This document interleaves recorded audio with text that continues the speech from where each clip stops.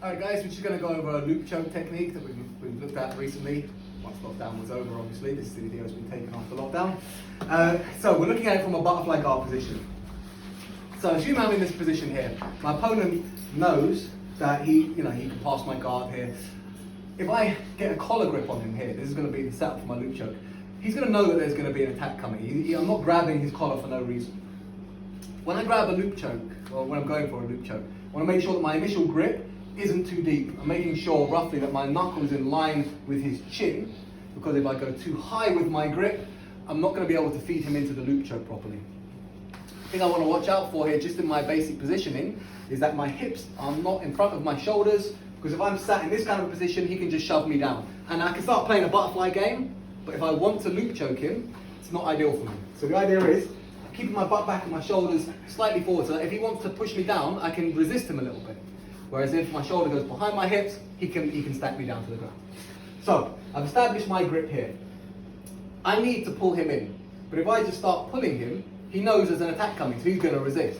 So what I'm going to do with this grip is I'm going to start pushing him away to make him come into me. And I can even amplify that by putting my hand on the floor and making it look like I want to get up by driving him backwards from here. Because if he doesn't react to that, I can start to stand up and then just pull him into the loop choke. But assuming that I start to push him back, he starts to pressure towards me. So perfect. This hand is going to pummel the head, and I'm going to pull him across my body, and his head is going to go underneath his arm. So at the same time, as soon as I feel him resisting my push here, I pull him in here to this position. Now this hand of mine, temptation here being no-gi is to go into an arm in guillotine. What I'm going to do with this hand is going to go underneath, and I'm going to thread my fingers up to the top here. Now all I'm going to do from here is I'm going to use this hand as a wedge and drive my elbow down and pull this collar up here, and I get the loop choke. Cool thing about the loop choke is, every instinct he has tells him that when his head is on this side, if he passes to that side, like a guillotine, the loop choke is gone. However, I can bait him into doing that to get an even nastier loop choke. So if I've gone here, same thing, I've pushed him back, he starts to come into me. Pummel the head down, underneath the arm here. But I realise that I can't get my initial grip. So fine, look, I let him pass my guard. The important detail here is, I've gone underneath this arm, because I need to get my head underneath him. And if I haven't beaten this arm, it can stop me from inverting. So straight away, when I pummeled his head in, so we start from here, as soon as I pummeled him in here, I've gone underneath this arm, so that it's giving him a good passing position, right?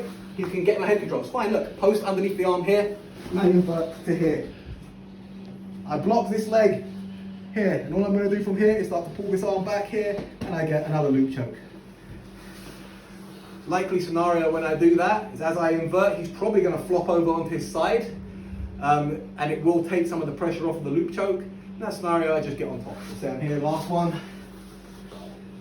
So I've gone here, pummeled him in here like this. I've let him pass my guard. So I've given him the pass here, I've inverted to here, and as the choke starts to go on, he drops to his side from here. It takes some of the pressure off the choke. From here, I know he can't get on top of me. He tries to turn to get on top of me, what happens? The choke comes back on. So he's stuck here. So, while maintaining that choke, I'm just going to turn and get on top here. And I can probably finish him from here by just pulling this across this way.